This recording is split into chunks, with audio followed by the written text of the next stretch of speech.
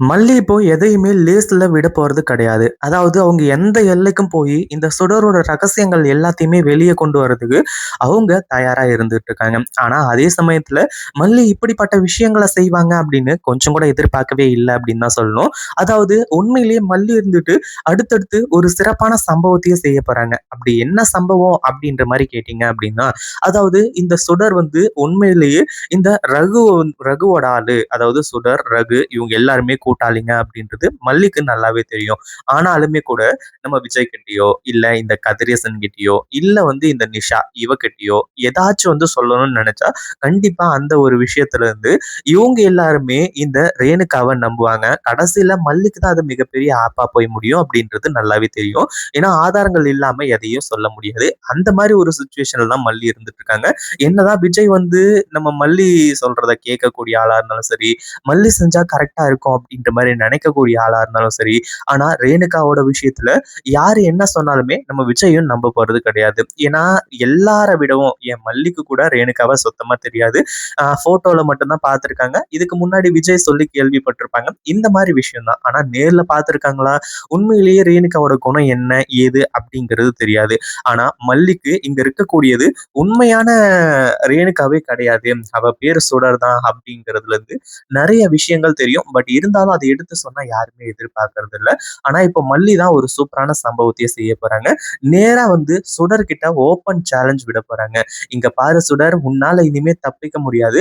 அதே மாதிரி நீ தான் வந்து போலீஸ் அதாவது போலீஸ் வந்து ரகுவ பிடிக்கிறதுக்கு போறாங்க" அப்படின்ற மாரி சொல்லி ரகுக்கு ஃபோன் பண்ணி இன்ஃபர்மேஷன் எல்லாம் குடுத்த அப்படிங்கிறது எனக்கு நல்லாவே தெரியும். "சீக்கிரமா நீ என் கையில சிக்க போற. அதுவும் இல்லாம உனக்கு எதிரா ஒரு ஆதாரம் என்கிட்ட சிக்கியிருக்கு. இனிமே உன்னால நீ தப்பிக்கவே முடியாது." அப்படி இப்படின்ற மாரி சொல்லி மல்லி செம்மையா மாஸ் காட்டிட்டு இருக்காங்க. உண்மையிலேயே இந்த ஒரு விஷயத்த எதிர்பார்க்கவே இல்ல. என்ன பண்றது? ஏது பண்றது?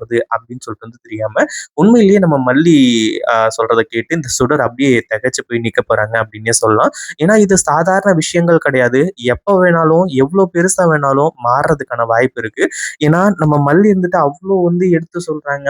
ஆனா இது எதையுமே இவங்க யாருமே புரிஞ்சுக்காத ஒரு சூழ்நிலையில தான் இருந்துட்டு இருக்காங்க அப்படின்னே சொல்லலாம். பட் இருந்தாலுமே கூட மல்லி இருந்துட்டு இந்த ஒரு முயற்சிய கைவிட போறதில்ல. ஏன்னா வெண்பாவ வச்சு ஒரு சில சம்பவங்கள்லாம் சிறப்பா செஞ்சாங்க. இந்த சுடர் கிட்ட இருக்கக்கூடிய ஃபோன் வந்து செகண்டரி ஃபோன் அப்படின்ற ஒரு விஷயத்த கண்டுபிடிச்சிருக்காங்க.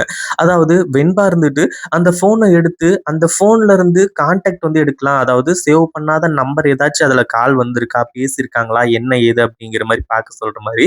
ஆனா இந்த சுடர் வந்து கண் விழிச்சதுனால உண்மையிலேயே மிகப்பெரிய ஒரு அதிர்ச்சி ஆகுது அப்படின்னே சொல்லலாம். அந்த ஒரு விஷயத்த எதிர்பார்க்கவே இல்ல. என்ன பண்றது? ஏது பண்றது? அப்படின்னு சொல்லிட்டு வந்து தெரியாம திரு திருன்னு முழிச்சிட்டு இருக்காங்க.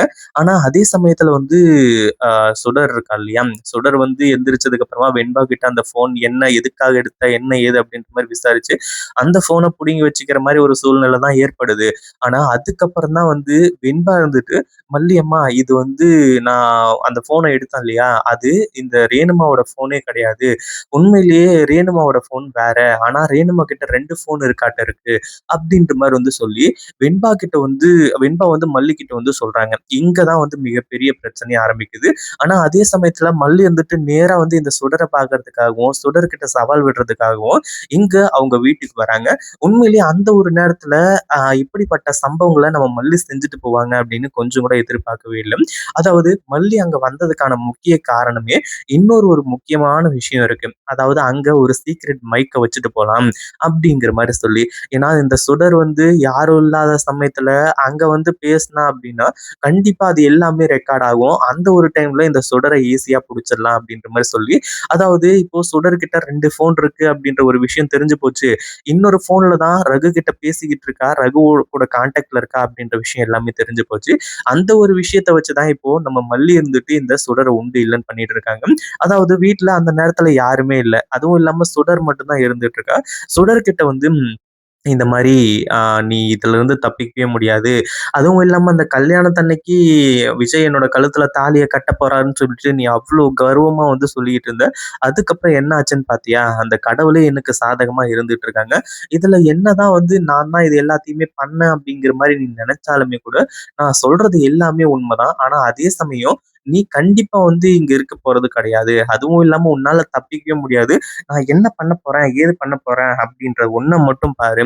அப்படின்ற மாரி வந்து சொல்லி நெறைய விஷயங்கள வந்து சொல்றாங்க. அதுக்கப்புறம் தான் வந்து இந்த சுடர் கவனிக்காத நேரமா பார்த்து, அங்க ஒரு மைக்க வந்து வச்சுடுறாங்க. அந்த மைக்க வச்சதுக்கு அப்புறமா, அதாவது அத பார்த்ததுக்கு அப்புறமா உண்மையிலேயே அ அதாவது இந்த மாரி வந்து நம்ம மல்லி செஞ்சுட்டு போனாங்க அப்படின்னா, அதுக்கப்புறம் வந்து எல்லாமே ஓகே நார்மலா நடக்க போகுது. அந்த சுடர் எப்போ அங்க வந்து ஃபோன் பேசுறாளோ, அப்போ வந்து அவ என்ன பேசுறா? ஏது பேசுறா? அப்படின்றத எல்லாத்தையுமே கண்டுபிடிச்சுருவாங்க. அதுலயும் இப்போ ரகுவ கையும் களவுமா புடிக்கணும். போலீஸ் வந்து வசமா ரகுவ புடிச்சா மட்டும் தான் அடுத்தடுத்த விஷயங்கள்லாம் நடக்கும் அப்படிங்கிறதுனால, இப்படி ஒரு ஏற்பாட நம்ம மல்லி செஞ்சிருக்காங்க.